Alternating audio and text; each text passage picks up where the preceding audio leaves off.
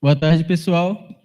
Quem vai palestrar agora antes disso, quem não pegou presença ainda, vai lá fora e pega, é muito importante, não se esqueçam disso, né? E já aproveito para ver se vocês têm algum brinde para resgatar. O palestrante agora é o Yuri Van Steen Vidal. O quê?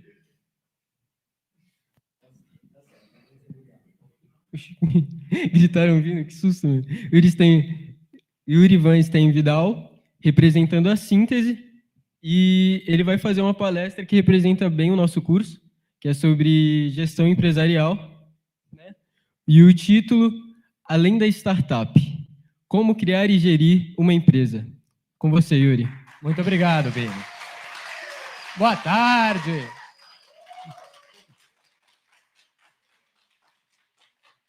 Como vai, Ayashi USP? Tudo certo com vocês? Obrigado. E vocês do online, muito prazer. Eu estou aqui hoje falando um pouquinho justamente sobre as questões das startups dentro do mundo da tecnologia, mas startup, não pare esse termo.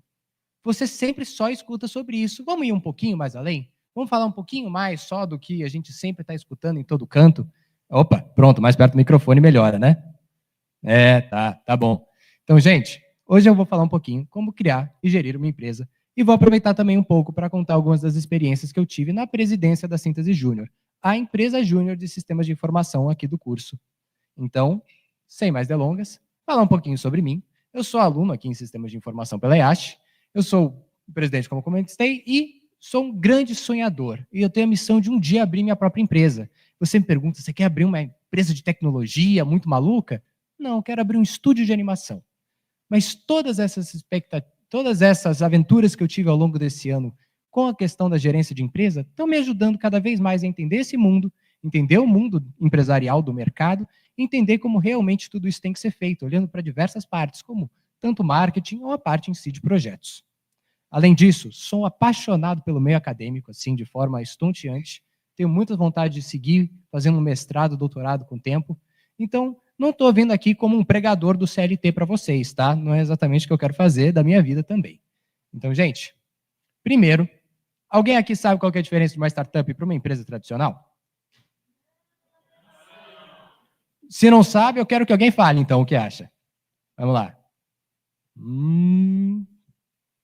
Aika, você. Pode falar, eu te escuto e repito aqui.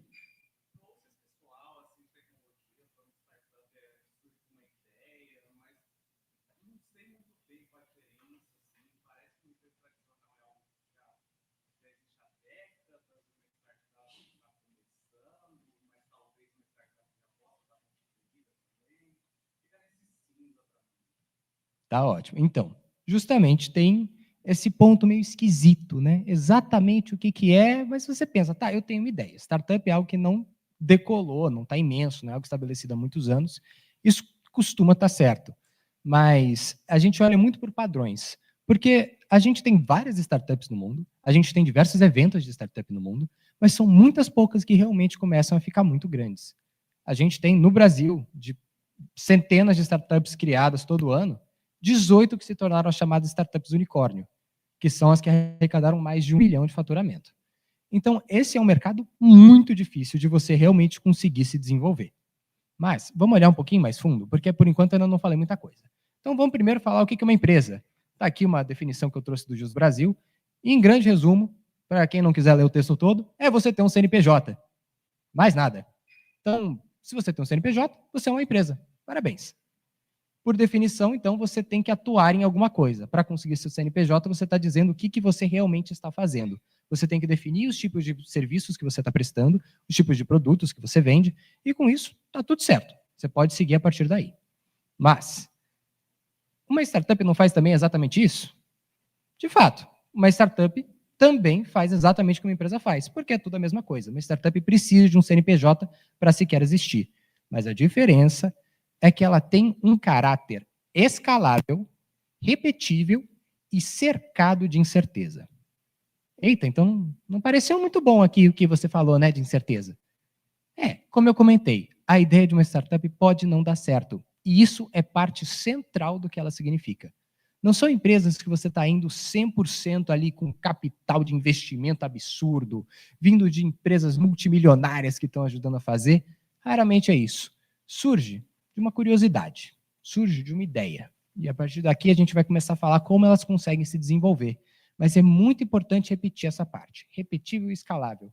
Vocês acham que pode ter uma startup que não é de tecnologia? Sim. Então, dê um exemplo. Pronto. Então, não se sabe muito bem, você não vai ter exatamente alguma coisa, porque esse caráter repetível e escalável é o que define. A partir do momento em que você consegue ir de uma noite para outra, de 50 para 500 mil usuários, você poderia ser uma startup. A ideia, como o iFood, você consegue servir o Brasil inteiro com aquele serviço, mas você também poderia estender para mais, toda a América Latina, todo o continente americano, todo o mundo, certo? Então, essa é a ideia. Por isso, tecnologia sempre está muito perto da startup. Porque pode ser algo que vai bombar da noite para o outro. Gente, em grande resumo, se pode aumentar muito a sua venda com uma trend, você pode chamar de uma startup. Mas tem muito mais que entra aí, não é? Então, vocês já ouviram falar da Amazon.com. E aqui está a sala, a humilde sala de Jeff Bezos enquanto ele trabalhava na Amazon. E, normalmente, aqui seria o momento que alguém falaria para vocês, olha, você consegue fazer qualquer coisa, a pessoa começa do nada e chega até lá. Jeff Bezos não começou do nada, também não, certo? É um cenário muito difícil. A gente tem uma situação brasileira em que somente 11% dos cargos de liderança são ocupados por pessoas negras. Então, o mundo das startups não tem um CEO negro, todos brancos, muitas vezes ricos, certo? Então, é um espaço difícil de entrar. Mas o que eu digo para isso para vocês? Você olha para isso, realmente, você começa baixo, você começa pequeno, mas existe esse espaço para o crescimento. E existem muitas formas que o Brasil tenta incentivar vocês que têm ideias, que têm planos, que têm formas de agir a conseguir chegar nesses sonhos. Então, não vou trazer aqui um papo meritocrático. Sinceramente, não é nem um pouco o tipo de coisa que eu vou tentar puxar para vocês. Mas se você tem uma vontade, tem um sonho, dá para sonhar, dá para tentar fazer. Certo? Mas não é unicamente baseado em só, eu trabalhei muito. A gente vai ver. Pode dar certo, pode dar errado. E eu quero que vocês todos tenham muita certeza disso. Você vai trabalhar, isso vai dar certo se você conseguir fazer um montão de coisa bem. E procurar as coisas certas e fazer de forma inteligente. Mas, unicamente o papo de meritocracia não vai bater aqui.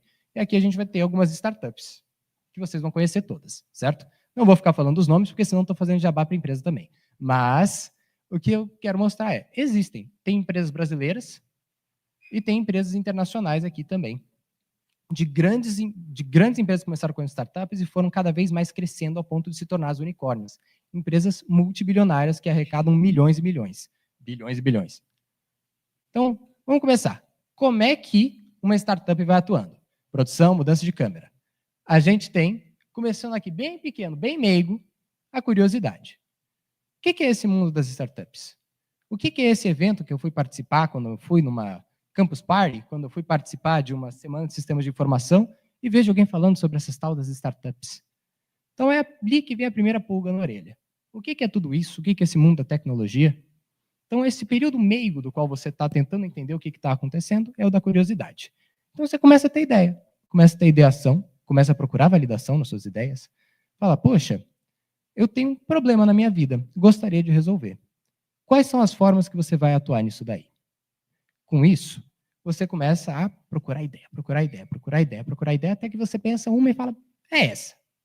Então, digamos que eu passei um tempão aqui pensando, e vou usar um exemplo que eu vi na Campus Party, de uma pessoa de Pernambuco que estava querendo uma startup de limpeza de carros. Em resumo, você ia pelo aplicativo e ia encomendar para fazer a limpeza do seu carro, porque ele falava que deixava o carro sujo anos e anos, porque ele sempre esquecia de levar para lavar. Sim, é um problema, teve uma ideia, colocou para fazer. Então, seguindo, ele começa a etapa de validação. Por que ela tem esse caráter circular? Porque você vai, justamente, faz uma vez. Vixe, não gostaram. Faz de novo. Analisa. Vixe, não gostaram. Você vai tentando. Para isso, você usa os chamados MVPs, os Minimum Viable Products, ou o produto mínimo viável, do qual justamente não é o seu produto final, longe disso. É só para mostrar uma ideia e ter certeza de que tem gente que quer comprar o seu produto, que quer ter o seu serviço. Seguindo, etapa de tração. Na etapa de tração, você realmente começa a exercer serviços, começa a buscar gente, começa a puxar coisas para acontecer.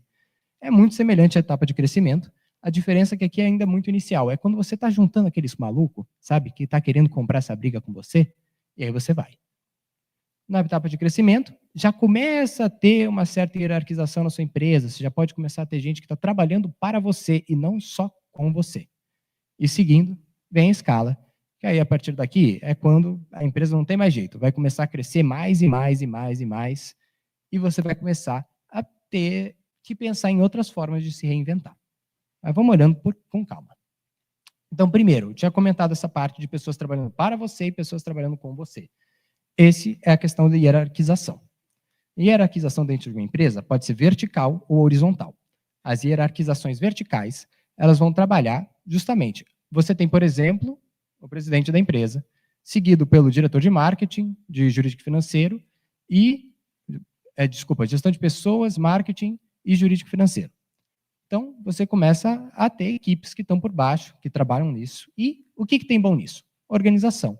Mas tem dificuldade, cascateamento de informação. O que começa lá em cima pode demorar a chegar lá embaixo. E isso sempre pode trazer problemas. Algo que não ocorre tanto com as estruturas horizontais. Mas aí começa a colocar gente, todas com o mesmo nível de capacidade de decisão. 20, 100, 200, 300. Pensa num grupo de WhatsApp onde cada pedaço de mensagem pode ser algo que pode mudar completamente sua empresa. Começa a ter dificuldade de novo. Então, vamos olhar de novo o que a gente pode fazer aqui. E, perdão, antes, esse daqui é o organograma da síntese. Está difícil de ler, né?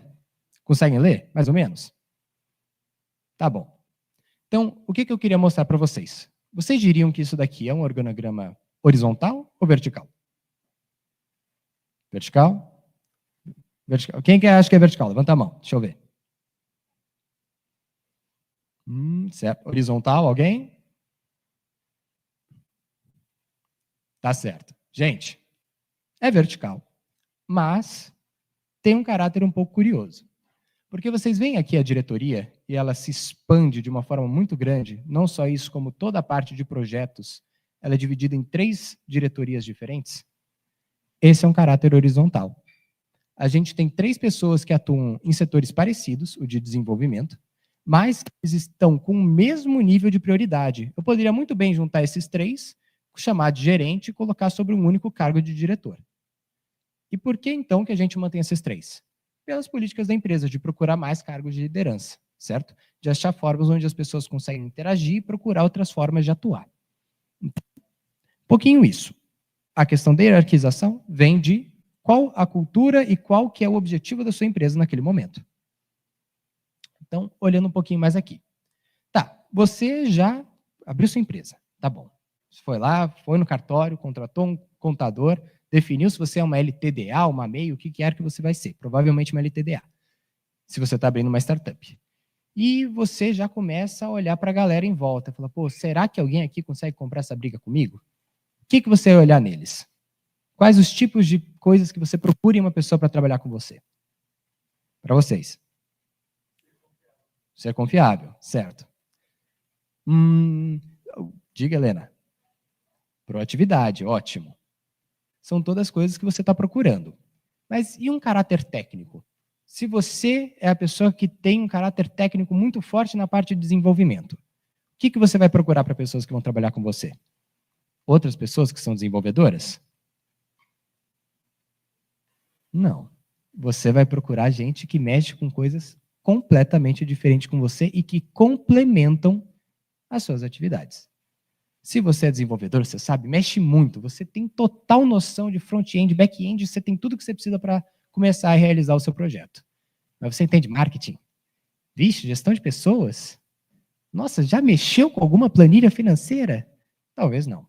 E é ali que você começa a ter que juntar gente para os setores de uma empresa.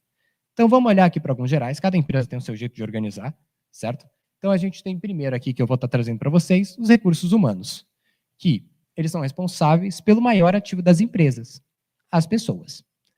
O que é as pessoas como ativo da empresa? Simples. Se você não tem ninguém trabalhando para você, com você, você consegue fazer alguma coisa? Não. Simplesmente nada acontece se não estão todos com corpo e mente sã. E gestão de pessoas ajuda para manter esse equilíbrio. Se você está num lugar onde as pessoas não estão conseguindo se comunicar, trabalhar, pode ser muito bem um problema de um RH que não está conseguindo organizar os processos entre as pessoas e os processos internos. Não só isso. O RH cuida da cultura. A gente vai falar um pouquinho mais de cultura. Ju, perdão, não consigo ler o seu cartaz. Ah, obrigado. Então, seguindo aqui, cuidam também da cultura. A gente vai falar um pouquinho mais dessa buzzword. Tem muita gente que acha que cultura é só besteira, não tem nada disso não. A cultura é só desculpa que as empresas ficam inventando para tentar não contratar gente. Não, gente. Cultura é importante, a gente vai discutir um pouquinho mais para frente. Mas também, muitas vezes, são responsáveis pelos processos seletivos, desligamentos, eventos internos, cuidado de código de conduta, para ter certeza que as pessoas estão agindo conforme o que está dentro das legislações da empresa. Então, também temos o comercial. Porque assim como sem ninguém para fazer seus projetos, se você não tem ninguém para encontrar pessoas que querem seus projetos, de novo, nada acontece. Então, vocês estão vendo, tá difícil você conseguir fazer alguma coisa sem algum desses, né? Bom, então você tem ali as pessoas que vão estar ativamente buscando clientes. Em geral, são chamadas pessoas nos grupos de vendas. A gente também tem marketing. E cada vez mais, marketing se torna a coisa mais importante para reconhecimento de marca e de busca de clientes. Pergunta. Isso daqui não é tanto uma pergunta, mas vocês vieram de metrô hoje, aqui para Iache?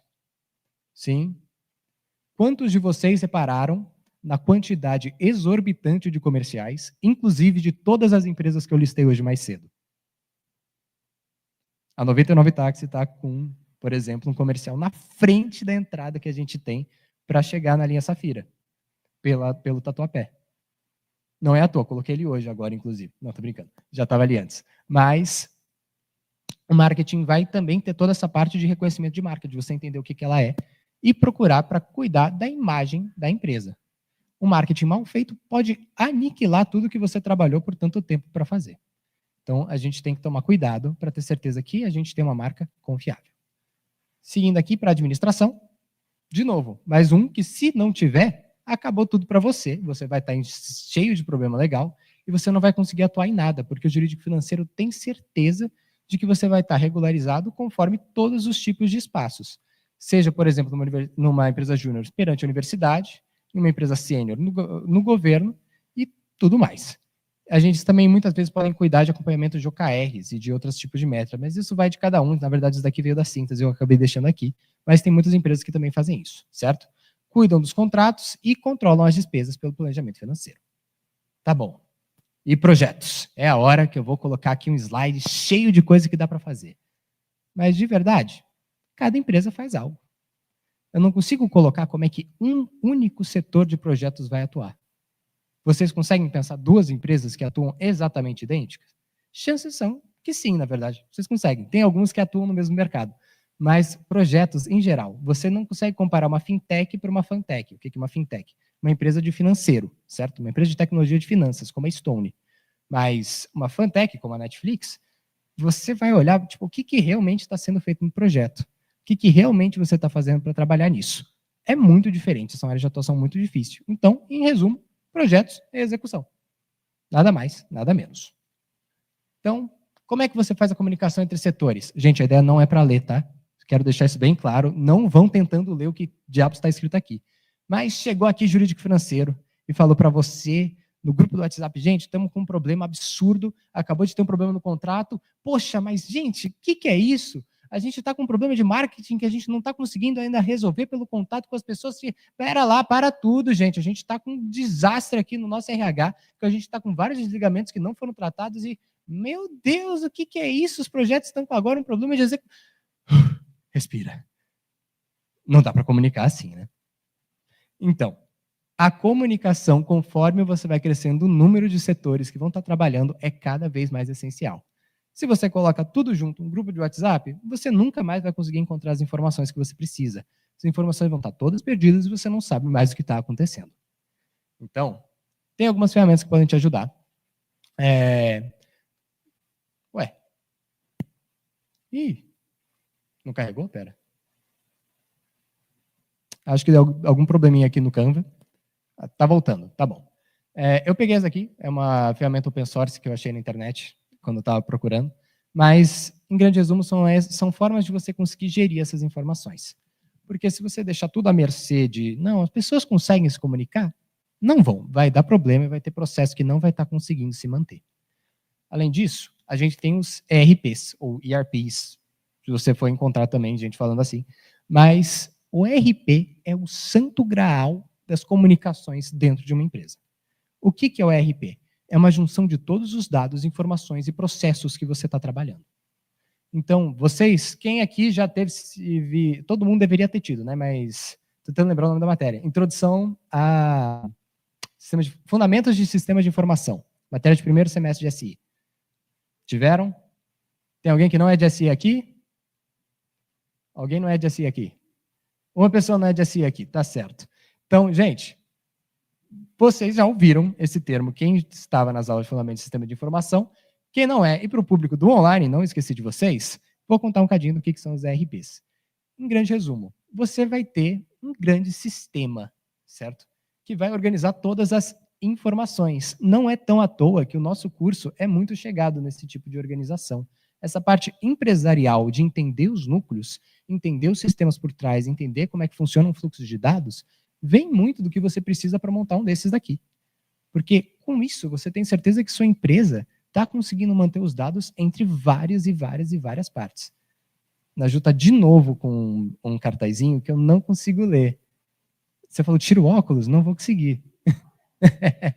Tô brincando. Gente, tá bom. Você tem lá o seu RP maravilhoso, lindo, tá tudo funcionando e as informações estão guardadas. Você está iniciou agora, tem um drive que, poxa, você encontra o que você precisa ali que as pessoas estão falando, mas e com o passar do tempo? Você tem certeza que os dados que estão lá agora você consegue manter daqui a 3, 4 anos? Para quem aqui está em entidade, você já ficou ali com uma dor, que você está procurando aquele documento que você não encontra de jeito nenhum, aquela uma coisa que precisava, aquele um cliente que falou com você, que foi te cobrar de algo que aconteceu, e você só não tem ideia do que está acontecendo? Sim, muita gente já passou por isso. E o que é isso? É uma falta de documentação. Documentação vai ser um processo que, para qualquer empresa que você tiver na sua vida, é absolutamente essencial. É a parte mais chata de gerir uma empresa? Possivelmente. Mas não tem como, porque a quantidade de dor de cabeça que isso daqui vai te poupar na sua vida não está escrito. O Derek está aqui com o maior sorriso que eu já vi nesse mês, falando disso, de como você ter tudo documentado e funcionando vai te ajudar para tudo no futuro, gente. E é documentar tudo, é documentar processo, cliente, análises que você fez de mercado, olhar para as reuniões com as atas, e até, esse é muito legal, mapeamento de processos. Você entender exatamente como a sua empresa atua, ajuda muito na hora de você conseguir depois vender o seu produto, vender alguma ideia, falando como é que vocês realmente agem em dos seus vários setores. E tá bom. O que a gente tem até agora na nossa empresa? A gente tem setores, a gente tem diretores que estão empenhados com o que a gente quer fazer, a gente já tem os nossos processos que a gente vai estar trabalhando e a gente tem certeza que não está deixando nada passar. Tá bom. Agora a gente vai começar a contratar gente para trabalhar. Os diretores está tudo bem. É aquele seu amigo, é aquele seu primo que leu a sua ideia e falou, cara, vamos junto. Você sabe que eles não vão te abandonar tão cedo. Mas você começa a contratar gente. E se você tem um serviço chato, algo que não está fazendo sentido para alguém, vocês, pessoalmente, ficariam numa empresa que não está te contribuindo em nada, só porque ela está te pagando um pouco? Um estágio de R$2.000, onde você fica lá e você só fica mexendo no Excel e você não entende por que você está lá? Você não entende o que você está alterando planilha o dia inteiro está ajudando você? Se você não entende, você não tem propósito. Você não tem por que ficar lá. Às vezes é por necessidade. Então, gente, isso sim é algo que vai acontecer. Mas você vai ter sempre aquele problema. Você não vai ser tão produtivo quanto você gostaria. Você não vai estar com a saúde mental no lugar que você gostaria. Então, para isso, você quer que todas as pessoas da sua empresa vejam propósito no que você faz. E voltou agora a cultura. eu comentei que isso era importante. Cultura. Já vi muita gente, já vi muito papo de bandejão. A pessoa falando, gente, cultura é uma besteira. Ah, eu fui recusado em tal empresa porque eu não ia conforme o que eles esperavam da cultura. Eles achavam que eu não ia estar conseguindo, que eu não estava de acordo com o que eles tinham em mente para as pessoas que vão trabalhar nesse setor, devido à forma como eu só não gosto de toda essa baboseira de procurar por eventos internos. Gente, eu vou lá, vou trabalhar, você paga, vou embora. Já vi muito isso. Mas isso acontece não só para pessoas que ainda não viveram isso, de ter que trabalhar e perceber que, meu Deus, se isso não está fazendo sentido, você está louco, você vai estar descabelado no dia seguinte, tendo que ir trabalhar às 6 horas da manhã. Mas com cultura, com você entendendo por que você está lá, você fazendo projetos que você gosta, você encontrando espaços que você atua, e você olha para o produto final e você se sente orgulhoso, você aí tem uma cultura muito boa. E essas pessoas vão querer continuar trabalhando para você, e você que trabalha vai estar feliz de estar lá. Ou, pelo menos, não vai estar triste de estar lá para quem está tentando, às vezes, mais pelo dinheiro mesmo, que é absolutamente entendível. Tem vezes que não dá para tentar romantizar tudo demais, tá? Mas, seguindo. Cultura é algo mensurável? Vocês diriam? Eu consigo colocar em números como é que está indo a cultura de uma empresa? Sim, não? Não sei. Mais ou menos. Mais ou menos como? Quero ver a resposta de alguém.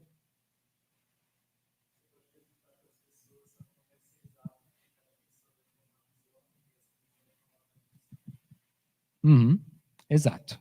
Então, sim, não vai ser um preto no branco. Não vai ser tá bom, tá ruim.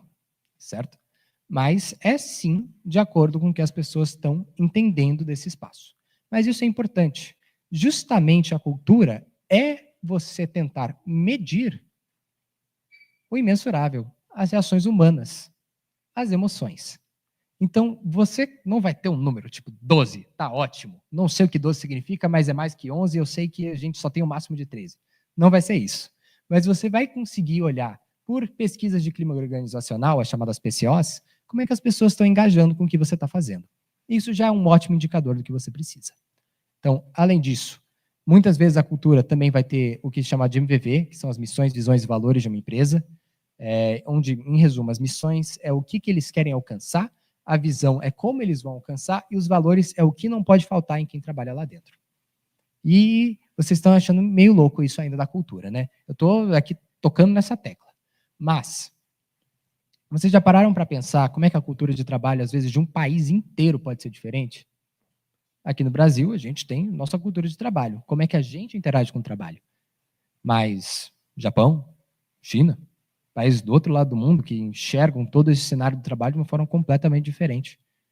Para a gente, se você dormir no trabalho, é porque você está cansado, que você não está levando a sério. Enquanto no Japão é um sinal bom, porque a pessoa trabalhou por 18 horas no dia, não teve nem tempo de ir para casa de tanto que trabalha. Olha como é esforçado.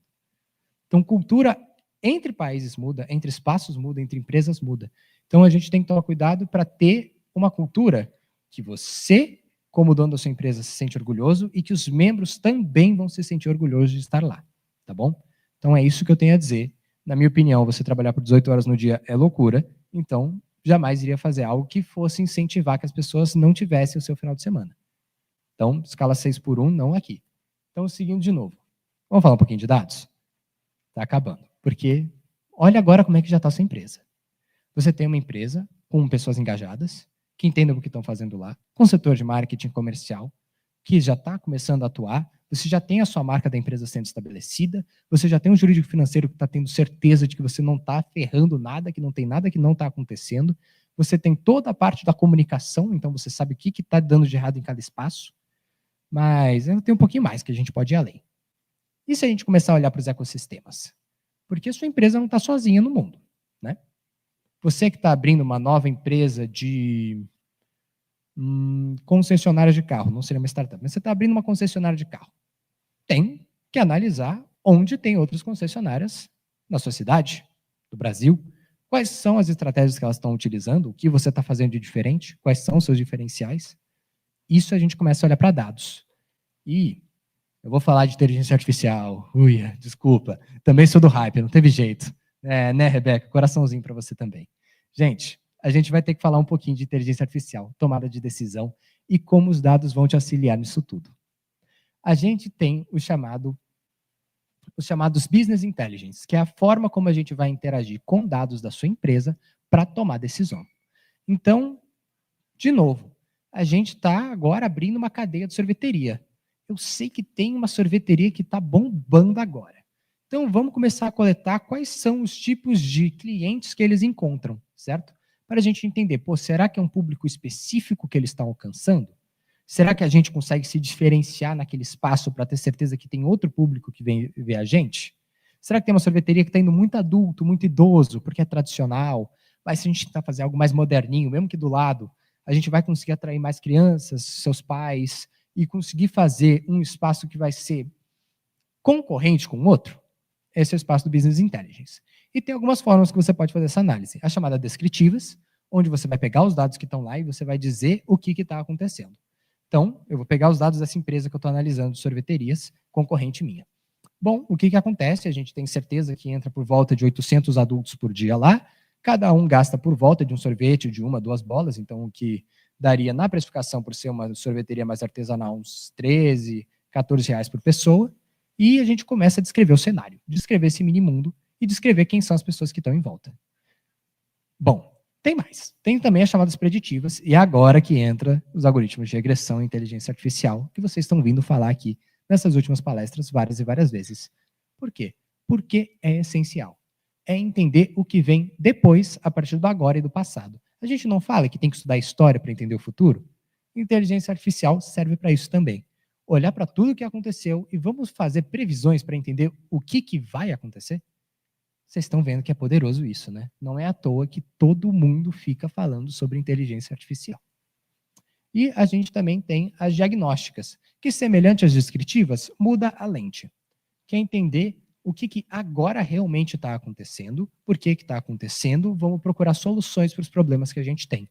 Será que é problema de processo? Será que é um problema que a gente tem na forma como está ocorrendo o envio de algum tipo de material? E, gente, eu volto aqui para vocês. Onde é que a gente passou e por o que a gente passou, né? Produção, estou voltando aqui para cá. Então, agora uma pergunta que eu tenho para vocês. Conseguiram enxergar a forma como o que eu fui trazendo aqui foi desenhando todo esse caminho? Vocês conseguiram enxergar isso?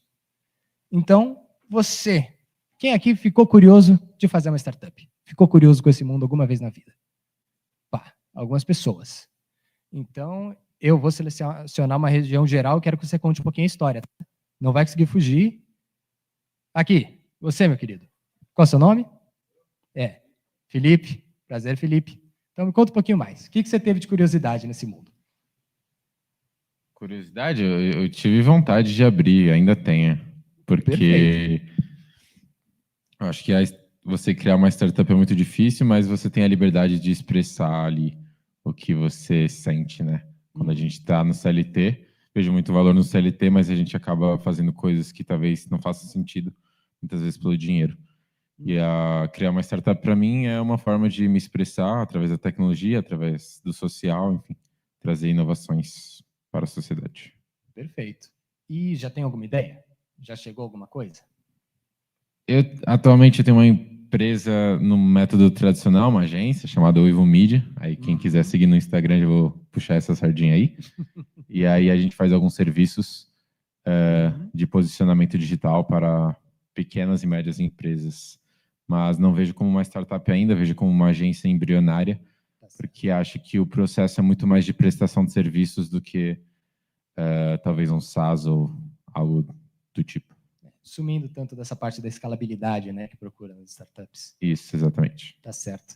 Então, muito obrigado, Felipe, por contar um pouquinho. E você, então, já está na etapa de tração da sua empresa, já chegou para estar indo para o crescimento, né? Então, pode segurar, Vini, tá tranquilo. Muito obrigado, Felipe. Valeu. Então, olha, já passamos por alguém que teve a curiosidade desse mundo do empreendedorismo, das startups, encontrou o espaço que estava querendo atuar dentro de uma empresa sênior, uma agência de consultoria, e partiu para as ideias que tinha. validou o tipo de empresa. Como não é tanto uma startup, não trata tanto de uma mega inovação, mas é o que já está, provavelmente você fez uma grande pesquisa, né, Felipe? Então, nessa grande pesquisa, o Felipe começou a fazer essa validação, tracionou encontrando pessoas que eram malucas o suficiente para topar essa ideia dele e conseguir fazer algo bacana que ele se orgulhasse. Com isso, segue para o crescimento para a escala, onde você vai estar procurando novas pessoas para trabalhar para você, não é? E com isso, agora eu estou me arrependendo de ter tirado seu microfone. E pode devolver, Vini. Desculpa, pessoal. E agora, próximos planos. Segue aí. Acho que os próximos planos é tentar achar algum modelo de negócio que saia de prestação de serviços e provavelmente a construção de um software. A gente pensa em integrar IA nesse processo, a gente não sabe muito bem ao certo o quê. E tem eu e mais 4 pessoas, então tem a parte do pessoal louco aí que topou. E então a gente está pensando em fazer algo que seja escalável, que não demande tanta mão de obra, mas que seja escalável. Então, esses são os próximos passos, que é sair da parte de prestação de serviços de fato e entrar em um ramo que a gente consiga escalar e só monitorar, né? Não precisar, de fato, botar a mão na massa. Tá ótimo. Obrigado, Felipe. Então, já falou o que eu tinha para dizer. Então, gente, mais alguém quer contar alguma experiência que tem? Alguma vontade, alguma startup, alguma história que tem para contar? Deixo aberto para vocês também falarem um pouco. Acredito que não. Então, queria só trazer umas últimas coisas para vocês. Nesses mundos de startup, de empreendedorismo, tem muita coisa muito doida. E cada vez está mudando mais.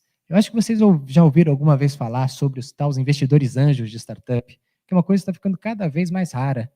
Esse conceito está ficando mais difícil de você encontrar, estranhamente. Você esperava que fosse aumentando os números, mas cada vez mais o investidor anjo está sumindo do mercado. Então, o que realmente você pode fazer agora que você está querendo procurar de abrir sua empresa?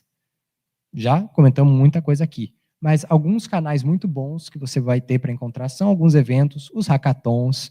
Então, para quem esteve aqui segunda, no online ou no presencial, tiveram a oportunidade de ver a magnífica palestra do Eduardo e da Raíssa, contando um pouco mais sobre os hackathons e as formas como você pode transformar suas ideias de fato em uma empresa por meio dessas atividades. Então, sim, esse é um espaço muito legal que dá para você ter muita ideia e realmente começar a procurar investimento e procurar atenção por lá também. Não só isso, você tem outros canais, tem muitos editais brasileiros. Então, esse investimento que o Brasil tem nas startups muitas vezes está escondido, você não está encontrando em todos os lugares. A USP tem as incubadoras, tem editais de startup. Então, gente, espaço vocês têm. Então, para todos que ficaram agora com aquela curiosidade, porque você não vai sair com nenhuma empresa de escala com essa minha pequena palestra de agora 30, 40 minutos. Então, para vocês que ficaram na curiosidade, ou já pulou aquela primeira ideia, tem muito canal para vocês encontrarem. Então, para isso, muito obrigado. Foi muito bom estar aqui no palco para falar para vocês um pouquinho mais. E queria também deixar aqui o meu contato para vocês, se vocês quiserem depois falar alguma coisa comigo, trocar alguma ideia. Estou sempre disponível para o que precisarem. Está aqui o meu WhatsApp, meu e-mail pela empresa e também algumas das informações da empresa, da Síntese.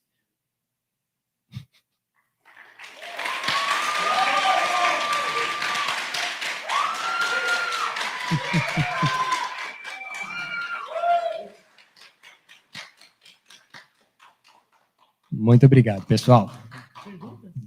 Antes de avançarmos, então, para a parte de dúvidas, gostaríamos de avisar que, ao final das dúvidas, teremos um quizzes.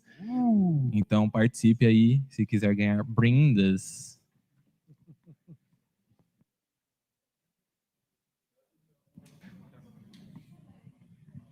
Não é dúvida, é só para complementar e aí já deixa de aviso para geral.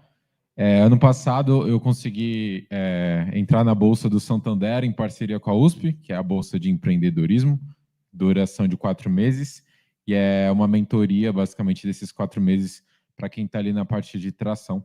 Então é com Arthur Villa-Lobos, que ele é um professor aqui da Poli, e ele é especializado em empreendedorismo. E essa bolsa está aberta, vai até o dia 25, quem tem interesse. Quem tem uma ideia ali em fase embrionária, na parte de tração, pode se inscrever. E, se eu não me engano, são 12 ou 13 vagas, até que consideravelmente bastante, quem tem interesse. E a experiência é muito interessante, porque ele acaba aprofundando ali nas suas dores, ele te dá algumas atividades, como pesquisa de mercado, entender mais o que você realmente quer fazer. Então, achei bem interessante, como está aberto. Ainda, eu acho que quem tiver interesse aí deve estar no e-mail, eu acho. Mas, Felipe, obrigado.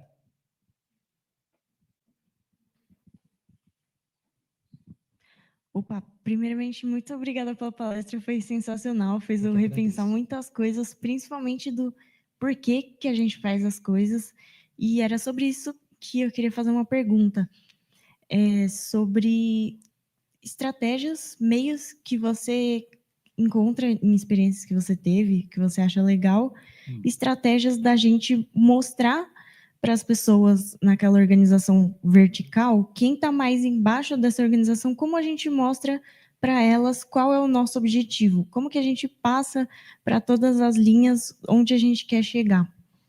Maravilhosa pergunta, Helena. O processo de cascateamento de informações, que é justamente chegar até o final, é muito delicado.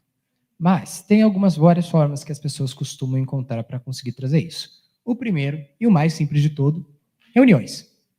Não tem muitas vezes como escapar. Às vezes você pensa que podia ser um e-mail, mas as reuniões são uma forma muito boa de você garantir que as pessoas que estão indo lá vão saber. Então, você pode ir seguindo a partir disso. Você pode ter a presidência, uma reunião com as diretorias, certo? Depois ir passando mais para baixo, os diretores com os coordenadores, passam as informações pelos dois lados, os coordenadores passando o que tem lá embaixo para os diretores que tem lá em cima para os coordenadores, e os coordenadores, então, com os membros de equipe, os membros de equipe, então, com os membros.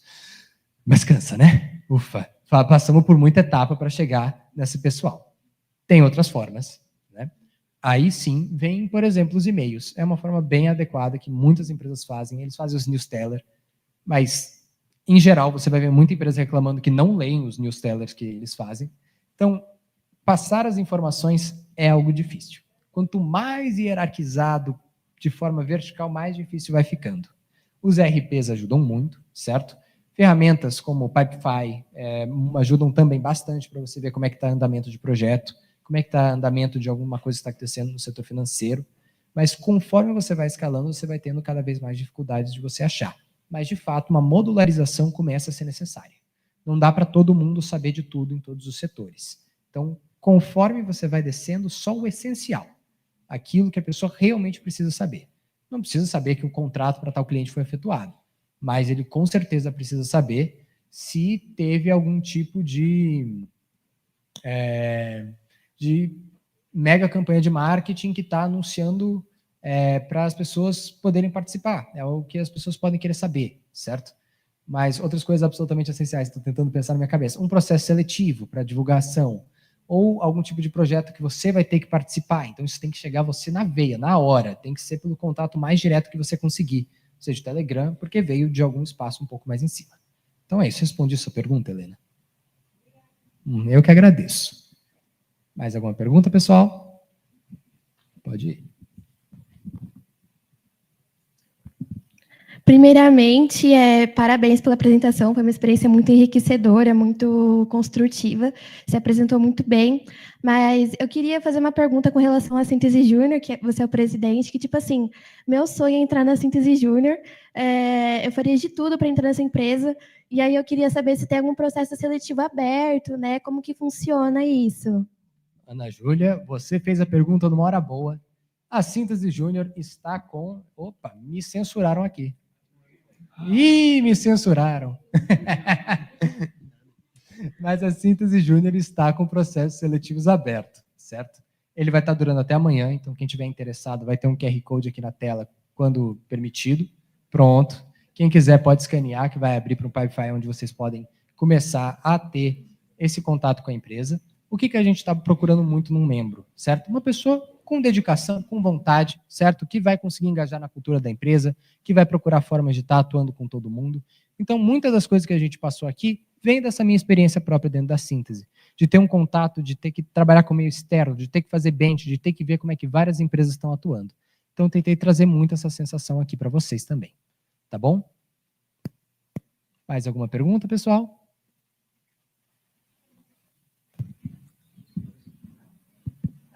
Qual a sua opinião em relação a organizações que, na parte de documentação, elas excluem documentos, processos, fluxogramas que eles julgam ser obsoletos, ou então, em vez de, tipo, simplesmente criar uma nova versão, altera a antiga?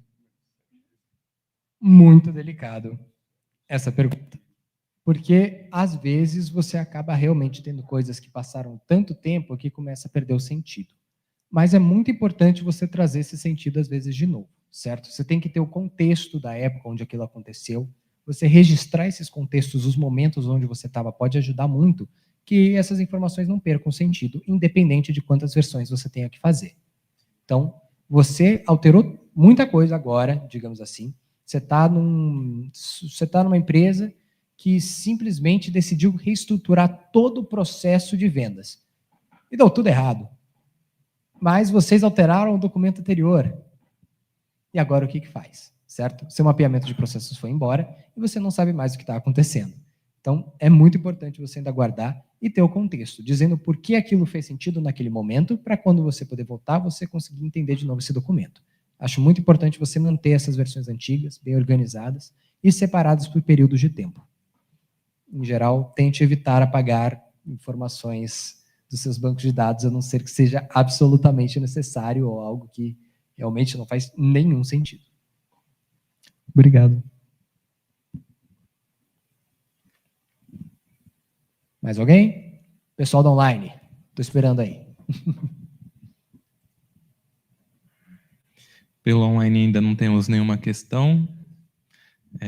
Vamos dar mais um tempinho para ver se enviam, mas assim que terminadas as dúvidas, então a gente parte para o quiz. Só lembrando que o quiz é sobre a apresentação, não colocamos perguntas sobre as dúvidas que as pessoas tiveram, então não precisam se preocupar muito com isso.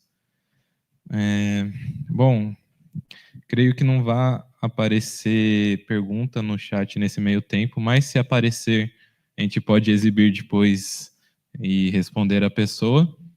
Então, vamos partir para o quiz. Só um segundo para eu colocar ele no projetor.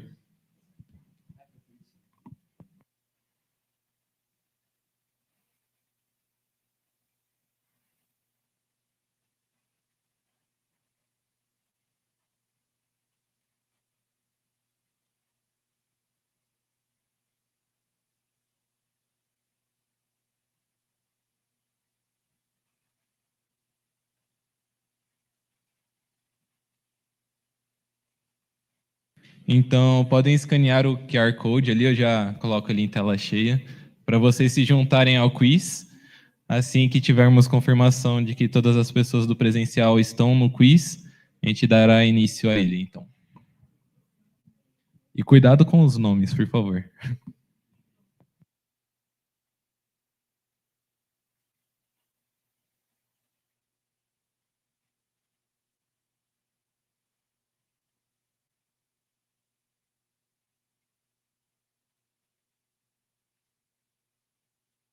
Esqueci de avisar. Participantes da COSSE não podem participar, então... Online pode jogar. Na verdade, pode jogar o online, mas não terá premiação, porque é presencial, né? Mas se quiser participar para, né, só para competir mesmo, fique à vontade. Reiterando, COSSE não pode participar do quiz. Quer dizer, pode, mas não receberá o prêmio caso ganhe.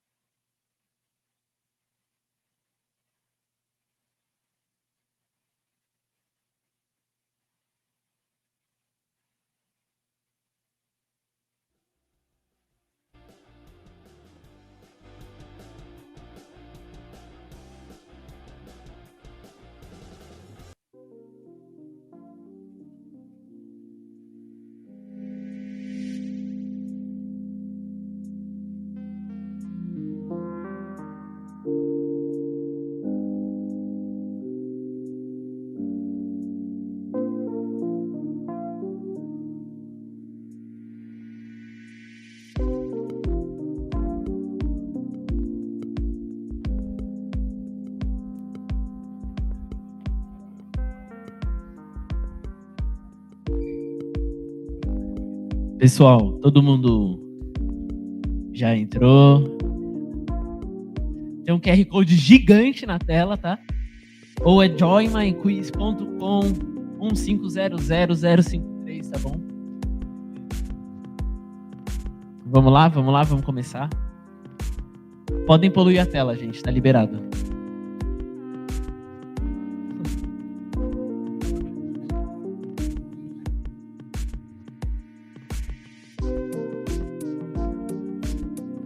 Disruptor divino, meu Deus do céu. Bora? Bom, gente, só para avisar que essa daqui será um pouco diferente da última que a gente teve, do último quiz. O último quiz, ele tava meio que liberado, você errou a questão, você voltar para acertar e ganhar os pontos.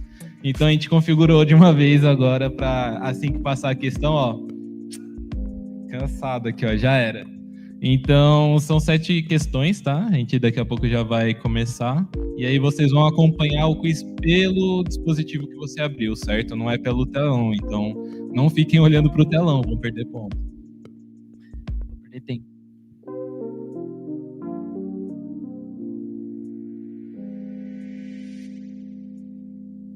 Todo mundo conseguiu conectar, gente? Tem alguém ainda no processo? Tudo certo? Acho que pode ir, hein?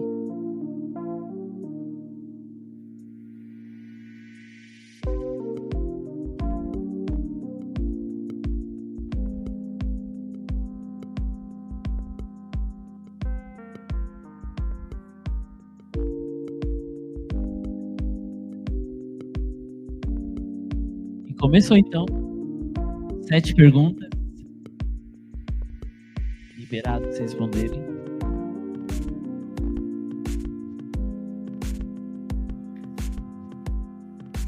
Começou os streaks.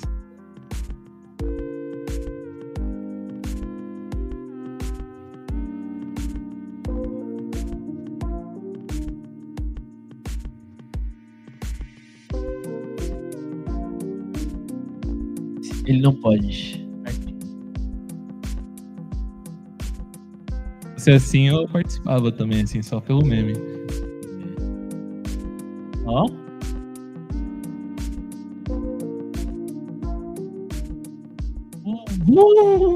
Que isso, hein?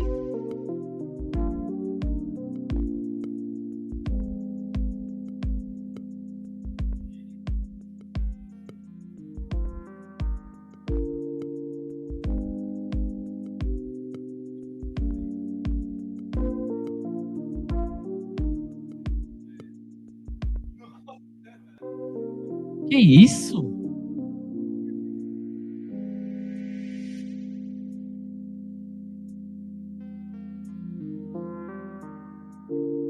Gente, será que temos um ganhador?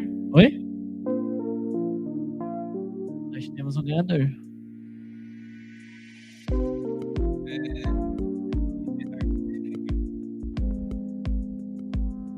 Vamos lá, então, O vencedor é? pro nosso pódio final. Ai, Rian Oliveira. Tá presente? Opa! Oh! Meu amigo, parabéns. Você acaba de ganhar um voucher, tá? Você ganhou um voucher de R$30. O pessoal da nossa comissão vai entrar em contato com você, tá? Aí você pode usar o voucher no que você quiser. Tipo, desde Steam, Uber, Food. Pode ser 15 RU se você quiser. 15 Você só não pode pedir um Pix de R$30. você pode um isso Pix, um PayPal, nem dinheiro. Mas é O que isso. você quiser. É nóis, viu? Certo, Parabéns, viu, mano? Valeu. Perfeito. Depois coletamos seus dados. E é isso, gente. Finalizamos o quiz.